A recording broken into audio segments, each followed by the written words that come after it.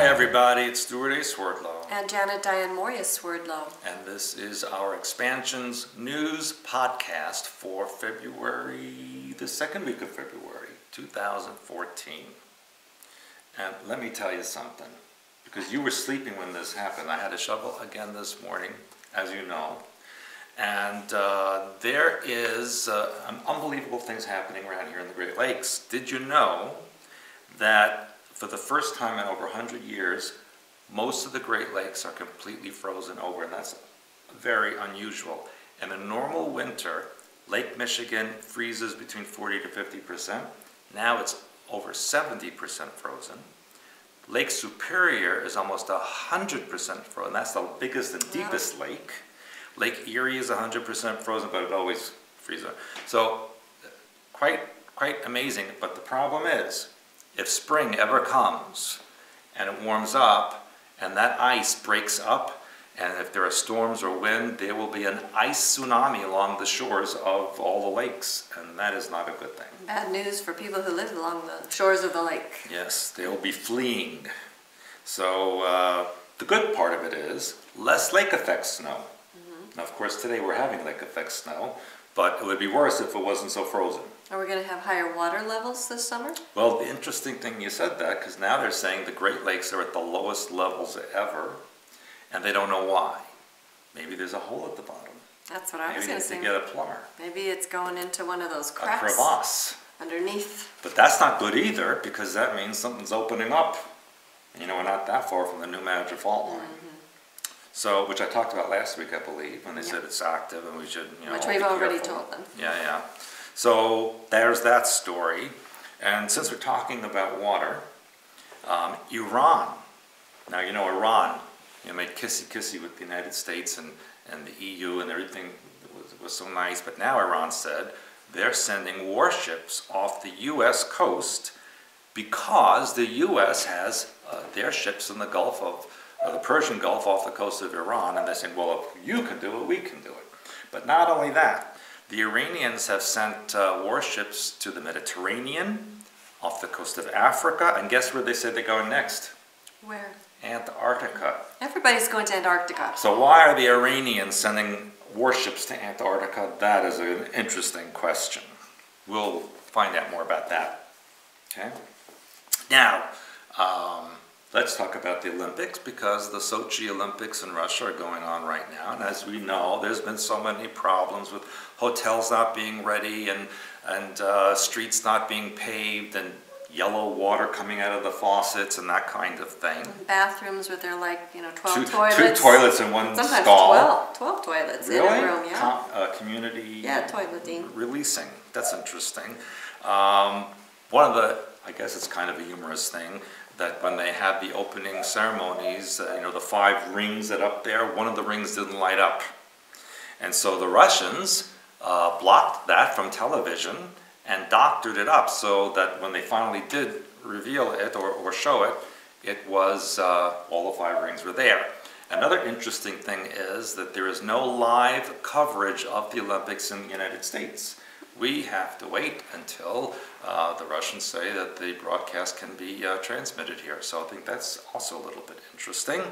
Another thing that happened was one of the U.S. bobsled team members was in his hotel room taking a shower, and then he got locked in the bathroom. His bathroom door wouldn't open, and he was stuck. So he had to punch his way through the door, broke the door down, so he can get out of the bathroom. Now, the downhill skiers say the slopes are so dangerous that you could get killed. Wow. And people are falling down, breaking their noses, injuring. It's a very dangerous situation. Also, the weather in Sochi has warmed up a little bit, so they're not sure how the snow conditions are going to be. But another humorous thing is, you know, all the gay stuff that's going on in Russia and all that, you know, gay bashing, and the Russians are, you know, have these laws against gays. Well, the mayor of Sochi said there are no gays in his city. Yet, some of the people who went to the city said, well, there are gay bars there. So who's attending the gay bars if there's no gay people there? Very, very interesting. But typically Russian, unfortunately. Now, to your favorite place, Bosnia. Yeah. Now, it's not a good story. I saw that story. Yeah, a lot of protests, Yeah. setting fires. Basically, they said there's 40% unemployment, and the people are very unhappy, and the government's not doing enough about it, and so what would you do? Set the buildings on fire. Makes sense to So me. where are they doing this? In Sarajevo? Sarajevo, in Mostar, All the places we were. Yes, and so I'm wondering, could this be a little bit of a setup so that people do not come to see the Bosnian pyramids what now I'm that they've been thinking. advertised? I think that it's a retaliation for part of the exposure of hidden history there. Yeah, so I think something is going on. And Bosnia, as you know, wants to be, is applied for membership in the EU, and the EU does not let people or countries in unless they have certain requirements. So this also could be staged so that the EU says, well, we'll come and fix everything up for you, and then you can join as long as you do it our way. And there goes the pyramids. Now, next story, again about the weather, because that's the big story. Did you know in your homeland that yesterday Seattle had record snow for the day? Wow, I did not. Yes, I mean, we would think it's nothing, but to them it was the biggest snowfall for that day in recorded history. Do you know how many inches? It was 3 inches. Oh, that's a lot for Seattle. Yeah, they said Seattle only gets 7 inches per year. Yeah, if that. So, which is, people don't really think it's in the north, but it's right on the coast, so it gets all the warm Pacific air. But yeah, Seattle, Portland, Vancouver, all getting snow now. And where I'm going, Japan, Tokyo had the heaviest snowfall in 45 years. Maybe that was in preparation for your journey. Well, you know that happened. So Maybe they want you to shovel snow when you get there. who knows what's going to happen when I get there? You know what I'm talking I don't about. want to pack your shovel. No.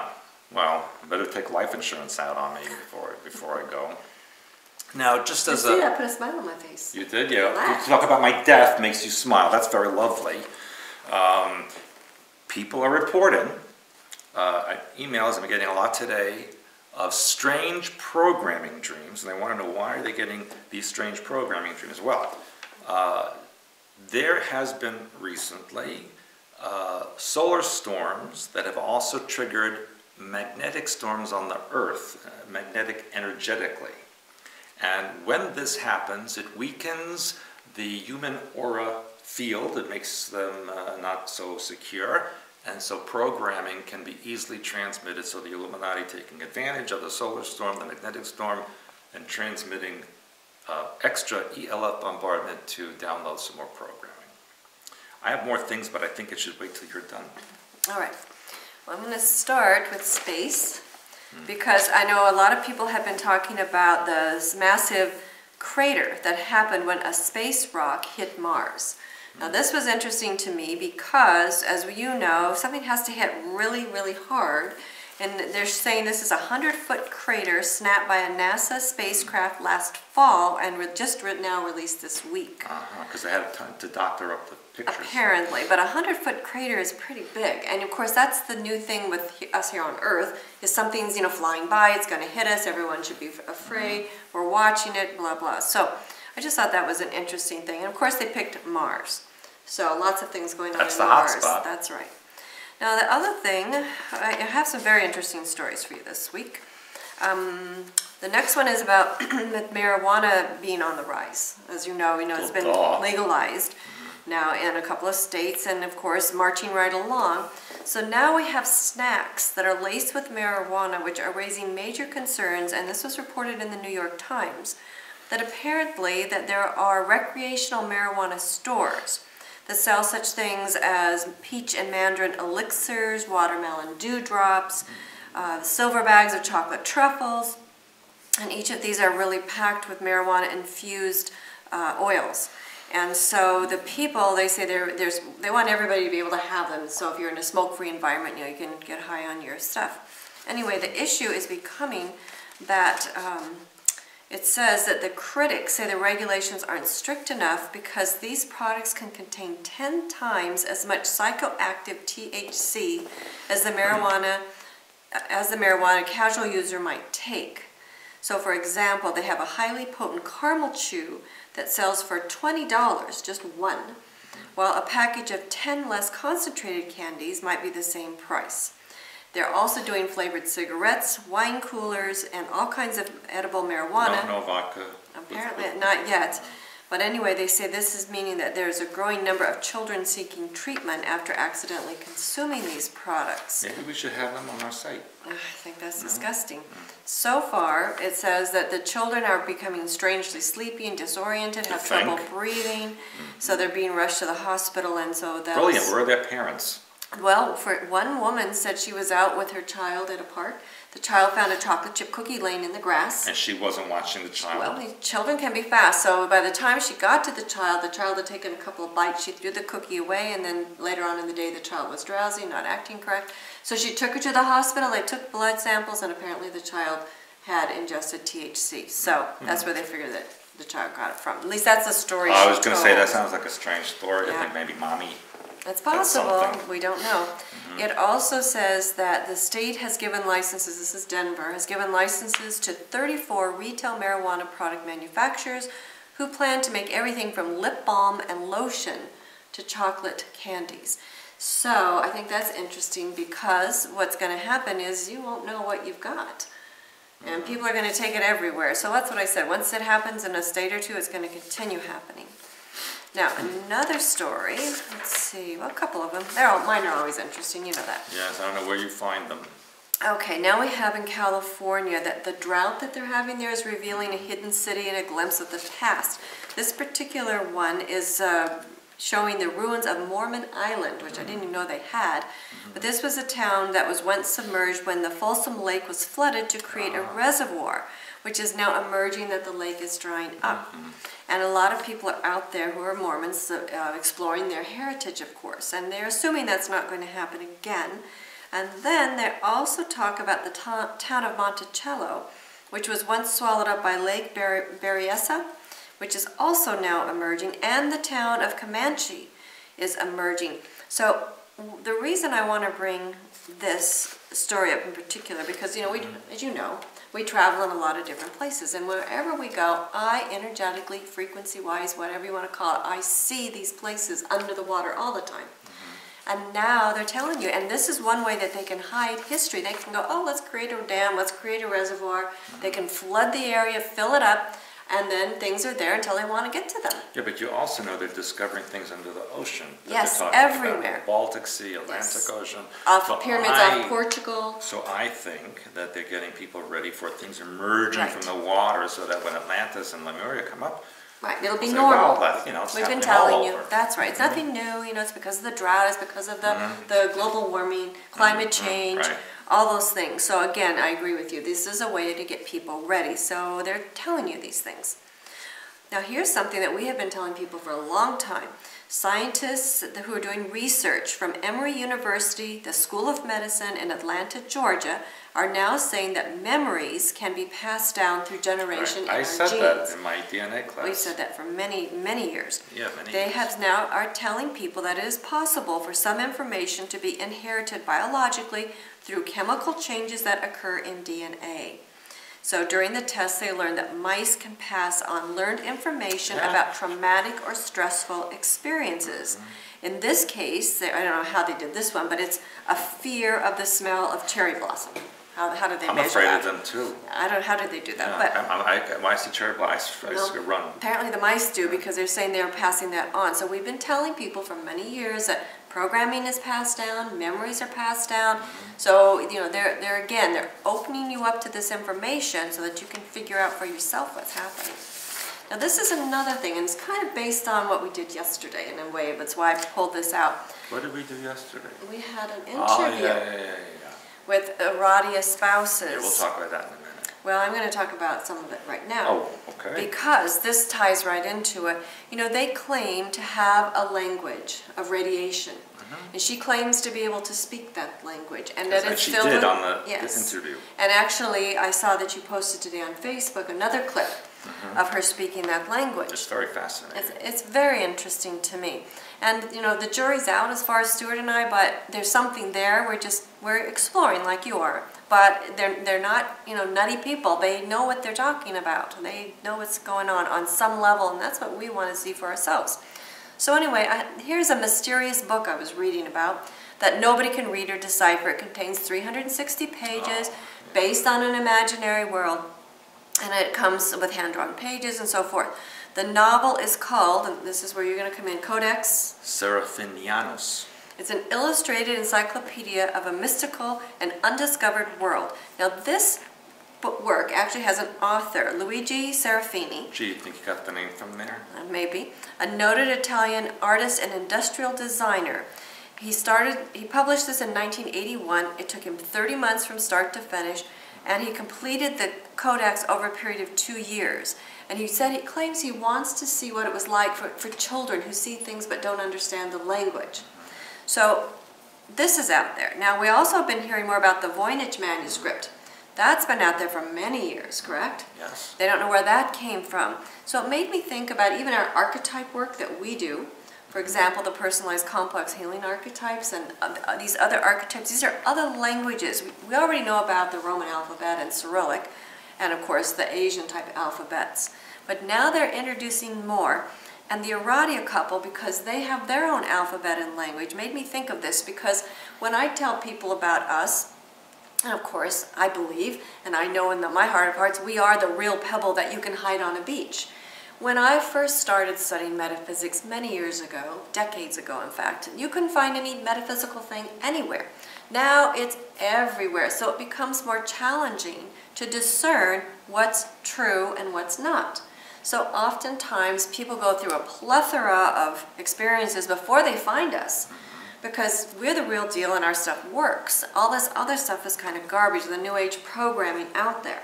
So it makes sense to me that the powers that be are starting now to lay out another beach filled with pebbles of languages that are nonsense, that you cannot understand. So when the real languages show up, such as what we're teaching, language of hyperspace, I do believe the Aradia couple's got something going on here, and who knows how many other languages from other alien civilizations might find their way here. It's going to be a challenge for you to find your way through what is correct, what is real, and what's not real. Yeah, but if you know language of hyperspace, you could figure it out. You can. So if we talk about that being the original language that emanated from the mind of God. So if you're interested in the language of hyperspace, you're going to want to explore our work. So again, you're ahead of the game. So that's one reason why I wanted to bring this particular story to the forefront. I thought that was interesting. All right, now for the ones that actually I did these in honor of Valentine's Day. You did? Because Valentine's Day is coming up at the end of the week. Yeah. However, these are... It's a ritualistic, blood sacrifice. Yes, and that's why I'm bringing these up. I'm going to start with probably the least disturbing story that I have for you. There is a new, and I don't know, actually I didn't research this. Oh, actually I did. They've been protesting since 2010. It's a new group, and it's called FEMEN. Femin. Now, that's part of feminist, but it also, to me, is female and men put together. This is a radical group who has a worldwide movement against patriarchy. And, let's see, they're calling for the end of all religions, dictatorships, and the sex industry. This is what they're calling a war on patriarchy. 3 fronts: religion, dictatorships, sex industry. Well, I agree with the first two. That's funny. Well, it's because you want your brony tail. You said you were going to give me one. Shh. Valentine's Day's coming up. Anyway. Did you get my costume? These women, you don't need one for that. No, yours. Anyway, it says here that these women protest topless. Now this is why you probably started to see them out there. And they're also very militant and they're not violent per se, like against people, but like maybe they're out there with their chainsaws cutting down telephone poles and things like that. These are women. And they do everything topless. And of course the message here is the toplessness taking away from their message. But in my opinion, this is probably another government program that is out there to destroy whatever it is that needs to be destroyed. And of course, in the meantime, they're killing 2 birds with 1 stone, because women now want to be able, we've talked about this before, but women want to go around topless, which we know on the beaches in Europe they do, but here in the States, that's not such an accepted practice. But here they show women now out shopping in New York City topless. It's legal, Yes, it is legal. So they're now making this, again, more in your face. Now this was the interesting thing. One of their slogans is one of their I don't know if this is a founder, but one of their main people. I don't know her last name, but I just have a couple first names. One of their slogans is, "We're going to fight until the last drop of blood." So I thought that was interesting because that also was one of the slogans, believe it or not, of the Waldensian people. Oh, is that right? They were going to fight to the last drop of blood. In fact, there's a book out there about the Waldensian history. Oh, that's right. Called that. So when I read that, I thought this was interesting because here we have it again with Valentine's Day, the blood rituals coming up. Now they're borrowing this from the Waldensians.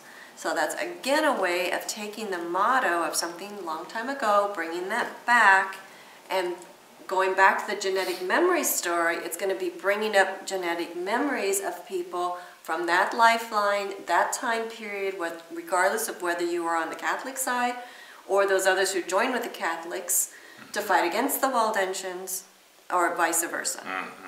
So I thought that was extremely interesting.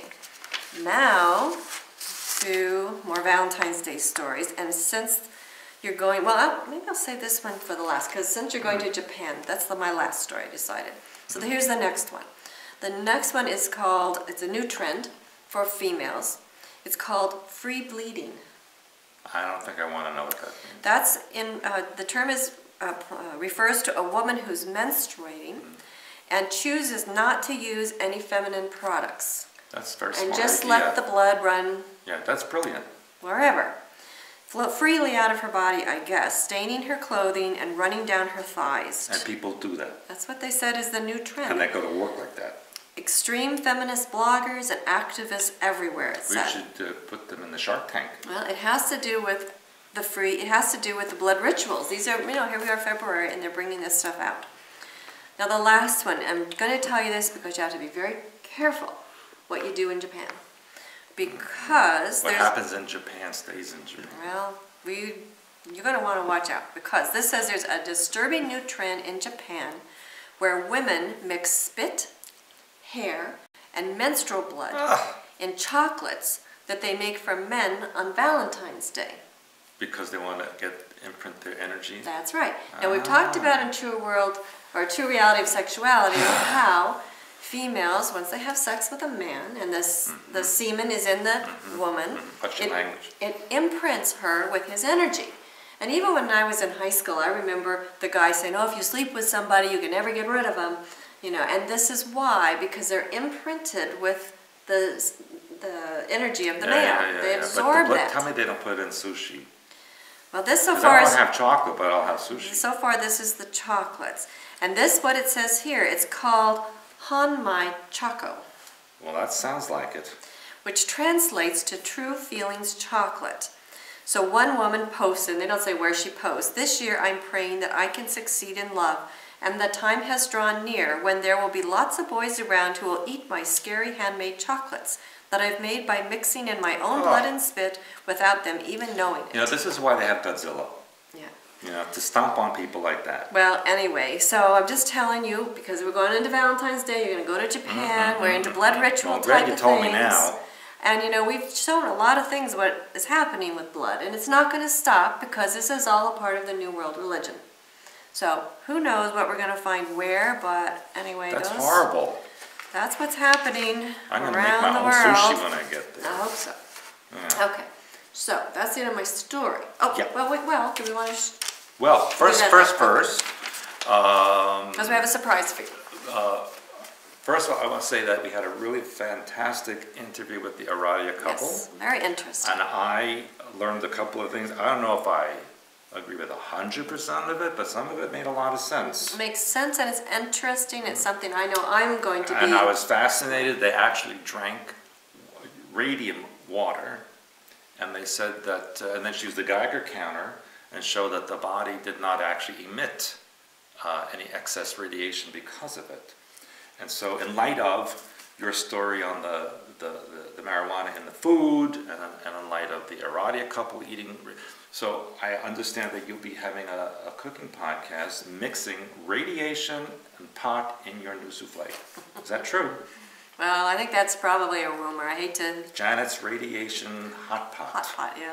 I think that's probably a rumor. Yeah, Yeah, it's a rumor. So why did you make me eat that thing that was glowing yesterday?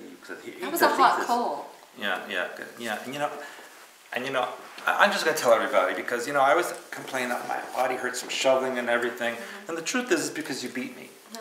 And I just think everybody should know that. Yeah, we know because Because, I have to shovel again. It's still snowing. But well, I have a reputation. I have to maintain it. I know, but... I am your handler. I'm telling everybody right now in public. And she used to, just the people who are new, Janet had a dairy farm, and she used to castrate bulls with rubber bands, which is why I don't keep any in the house. That's why Stewart has no more children. Yes, and you know what? I'm kind of glad that I had enough children. So I want to talk about what the surprise is. Well, first of all, should we tell them about our upcoming events first? All right. So we've done this every week, but next month in March, March 14, we will be in New York City. Correct, and then we'll be doing personal consultations after that. This will be at the Meta Center. In we Manhattan, do have downtown Manhattan. Yes, we do have the poster Midtown now. Midtown. I don't know where it is. You're a New Yorker. So anyway, we have that going on. Then we have April. Yeah, April seminar. Finding your frequency. Last weekend in April, and then immediately after, I will be going to Iceland, Japan, and then I was just asked to come to Poland. So it's going to be a long trip. Yeah, and Janet's trying to find more places so I never have to come home again. There you go. So. But all three places we have fabulous sponsors. Many of you saw our Polish sponsors who were interviewed with us in Bosnia. And they're amazing people. Wonderful news people. Yep. And my Japanese sponsor was also in the media, actually in the conventional media. And she said she sent us a letter. She's so excited she can't sleep. Yeah. Well, maybe it's programming. I don't know. Well, maybe she's making some of that stuff. Well, the nice thing about this radiation, if what Aradia says is true, it's raising everybody's vibration. That might help you over there. Yeah, I need to raise my vibration. You're going to need to bring me home a rock.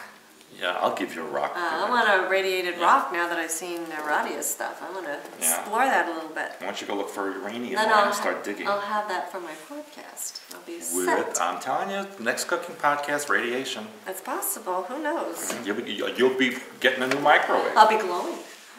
I will be. Speaking of that, yes. that's the surprise that we want to show everybody. That we're glowing? That you're glowing anyway. Oh, want me to show? We have to do it together.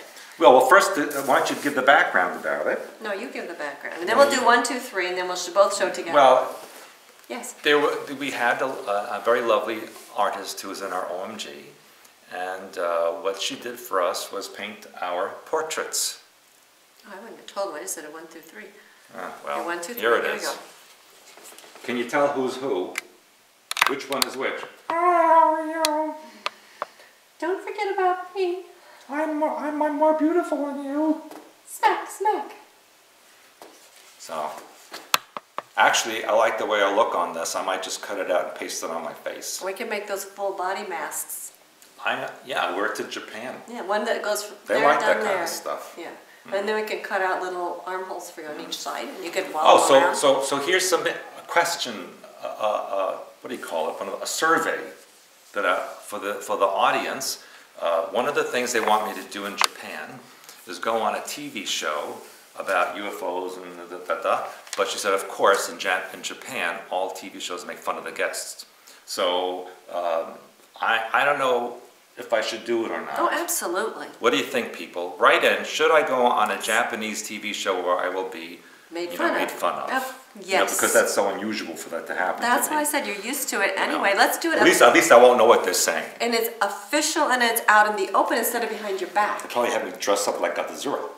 Like a what? Godzilla coming, run! I don't think that's funny. It's hilarious. Yeah, only if you're not. They're rolling on the floor now in Tokyo. Oh no, that was an earthquake. Anyway, people, is that it? That's it. All right. Well, guess what? What? It's still snowing. I'm going to have to shovel again. And I'll have to beat you with the shovel to get you out. I'll tell you what. Oh, that's what I'm telling them. I never thought my snow walls could get this big ever. And people in the neighborhood have snow wall envy. But this morning when I went out and I thought, oh my God, there's so much, I actually made them bigger, even bigger. So what is snow wall a secret code for? And so I'm getting flack from China because they're saying I'm rivaling the Great Wall. So they're getting upset. And a call from Switzerland, they want to put a ski resort on my snow wall. But Do I have to cook for them all? Radiation. Then they won't know if they've eaten or not. And we will be the only ones left. And then I can really be your handler and the queen. Just don't use any rubber bands. Anyway, that's it for this week, and we'll see you next time. Bye. Bye-bye.